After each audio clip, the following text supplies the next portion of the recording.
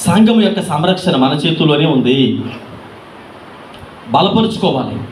సంఘములో ఎవరు బలహీనులుగా ఉంటూ ఉన్నారు? స్త్రీల, పురుషుల, యవనస్తుల, సండే స్కూల్ పిల్లల, లేదంటే ఎవరు బలహీనులుగా ఉన్నారు? బలహీనులు అనగానే అనారోగ్యాలతో ఉన్న వారి గురించి నేను మాట్లాడడం లేదు. ఆధ్యాత్మికంగా ఇప్పుడు ఫర్ ఎగ్జాంపుల్ స్త్రీల సమాజం ఉంది.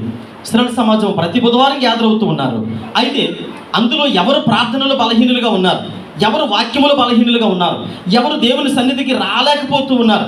అప్పుడు వారు ఒక కంకణం కట్టుకోవాలి. అంటే స్త్రీల సమాజము అభివృద్ధి అనేది కుంటుపడిపోతూ ఉన్నది కనుక, వారు ఆధ్యాత్మికంగా దిగజారిపోతూ ఉన్నారు కనుక మనం ఏం చేయాలి? సంఘము అనగా ఒక రాజ్యము కనుక మనం వారిని ఏం చేయాలి? బలపరచాలి. ఎవరైతే దేవుని సన్నిధికి దూరంగా ఉంటూ ఉన్నారో, అమ్మా ఇది మనకు శాశ్వతం కాదు, ఒకరోజు దేవుని రాజ్యానికి చేరాలంటే సంఘములో నువ్వేం చేయబడాలి? చేర్చబడాలి. సంఘానికి నువ్వు అనుసంధానం చేయబడాలి. క్రీస్తు రక్తంలో కడగబడ్డావు కదా.